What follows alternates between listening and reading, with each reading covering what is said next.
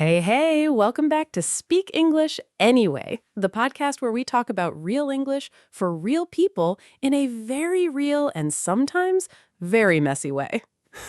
Messy. Yes, that's us. That is absolutely us. I'm Linda. And I'm Ethan. And today we are talking about something that I think every single English learner has experienced. Every single one. Everyone, no exceptions. No exceptions. And it is this, that moment when you are trying to speak English and your brain just quietly opens a little translation office inside your head. A translation office with a little desk and everything. Yes, a tiny little desk, a tiny little worker, and the worker's very busy, very slow, and not very helpful. Not helpful at all, because by the time the translation is ready, The moment is gone. the moment is completely gone. The conversation moved, the person is looking at you, and you're still waiting for the translation. Yes, we know that feeling very well here. We really do. So today we want to talk about why this happens, what it actually does to your English, and, most importantly, some small, gentle things you can do to slowly stop doing it. Slowly and gently, no pressure. No pressure. This is Speak English Anyway, after all. That's right. Okay, but before we go in, if this is your first time listening, welcome. We are so happy you're here. This podcast is for English learners who want to hear natural conversation, learn real vocabulary, and feel a little less alone in the whole learning process. And if you enjoyed today's episode, please subscribe, share it with a friend, and leave us a comment. We read every single one. Everyone. Okay, Ethan, let me ask you something. Hmm? When you were learning English, in the beginning, did you translate everything in your head first? Oh, yes. Everything. Every single word. Someone would say something to me and I would think, okay, first let me understand this in my language, then let me build the answer in my language, then let me translate the answer into English, then let me check the grammar, then... And by then... And by then, 10 seconds have passed, and the other person has already said 3 more things, and I've completely lost the thread of the conversation. Oh, that is so exhausting. It is. It's like running 2 programs at the same time on an old computer. Yes, the computer is overheating. Overheating, the fan is going, and nothing is working properly. That is exactly what it feels like. Your brain is working so hard, but the output... Very slow.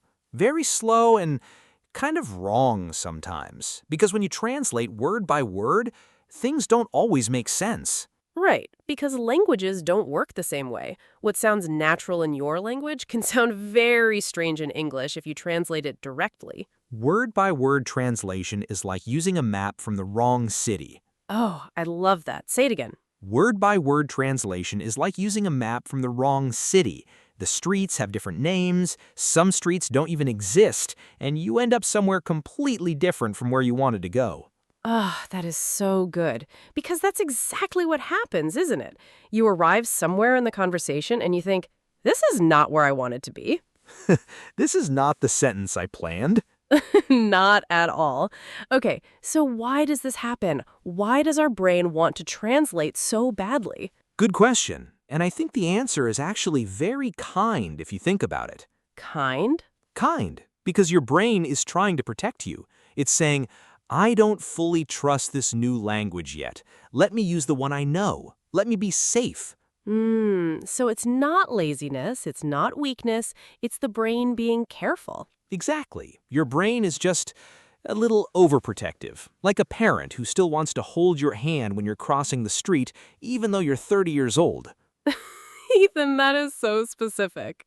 Is it too specific? No, it's perfect because that's exactly what it feels like. Your brain says, I've got you, I'll help. And you're like, I appreciate it, but I need to do this myself. Exactly. And the way to fix this is to connect English words to real experiences, not to definitions, not to translations. Like, instead of learning that cozy means aconchegante, you feel cozy. You notice the feeling and you attach the English word to that feeling directly. Yes, so now cozy has a feeling, a warm blanket, a cup of tea, a rainy afternoon. And the next time you want to say it, your brain doesn't need to translate, it just goes directly to the feeling. I love this so much because it means learning English is not only about your head, it's also about your life, your experiences, your feelings. Okay, let's talk practical things now because someone is listening and thinking, this is beautiful, I understand the theory, but what do I actually do this week? Fair. Let's be practical. Okay, practical thing number one, start a chunk collection. A chunk collection, like a little notebook or a phone note. Exactly. Every time you hear or read a phrase in English that feels natural and useful, write it down. Not the word, the whole chunk. I was just about to say that. That's a good point.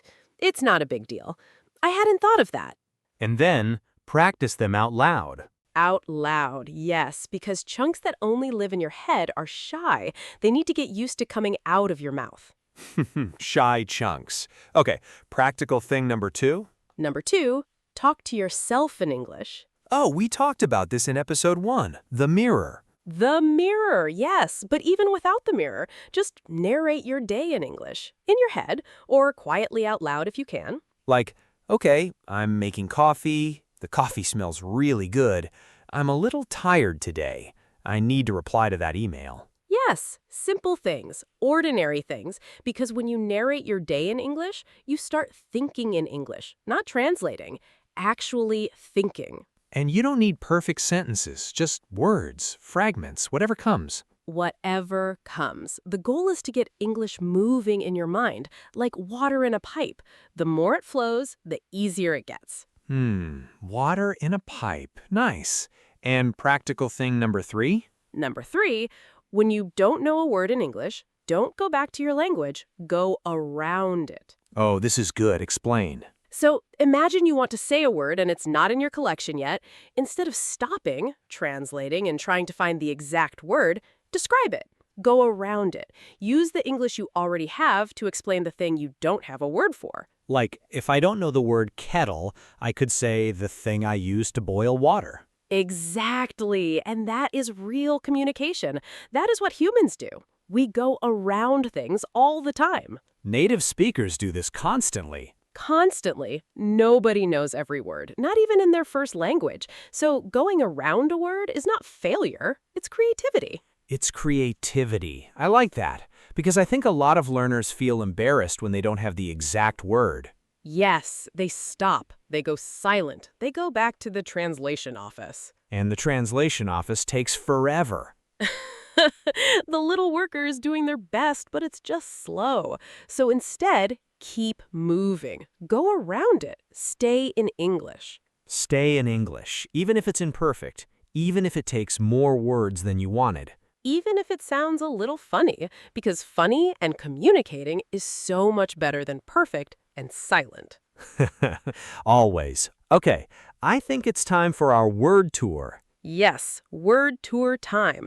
These are words and phrases from today that you can take with you. Let's go slowly. Take your time. First word, translate. Translate means to change words from one language into another language. For example, I always translate in my head before I speak.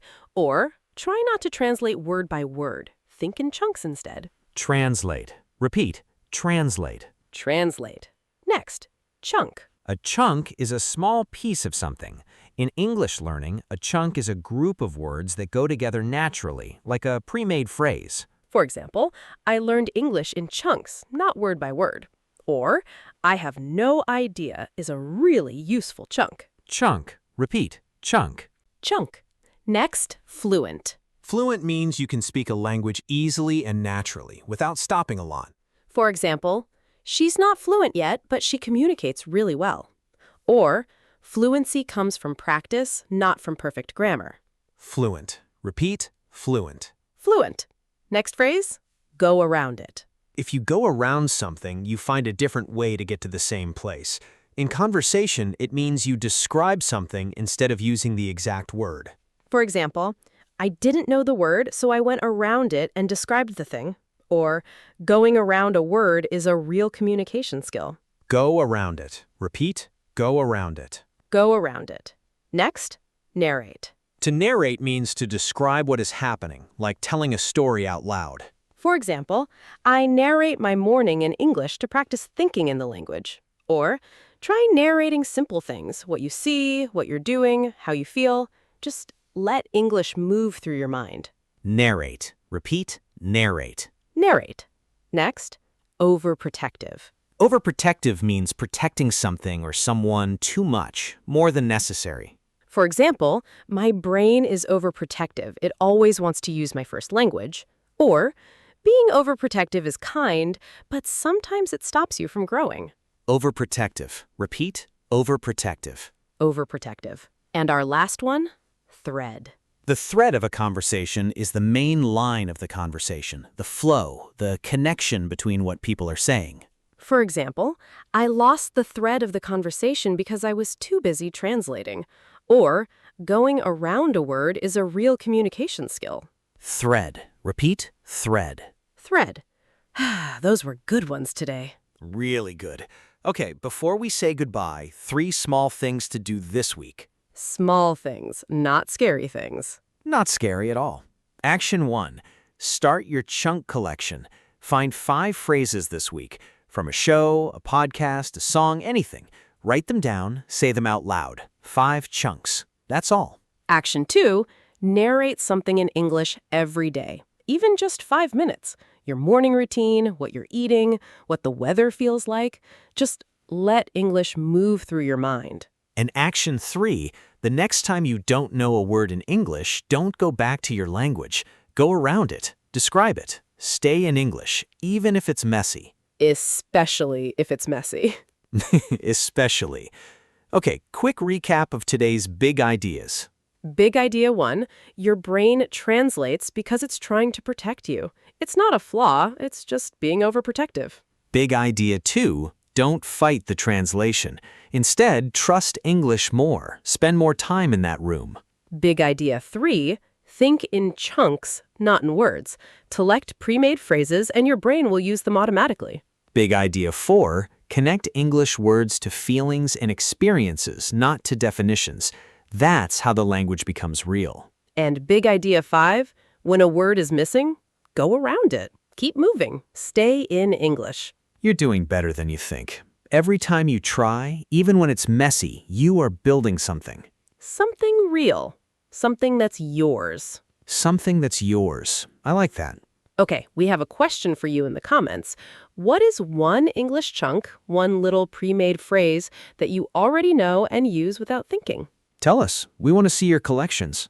And if this episode helped you, please share it with someone who is still waiting for the translation to finish. Set them free. Set them free! Take care of your English. And take care of your heart. This is Linda. And this is Ethan. And you've been listening to Speak English Anyway. Bye, everyone. Bye. And remember, you don't need the perfect word. You just need to keep going.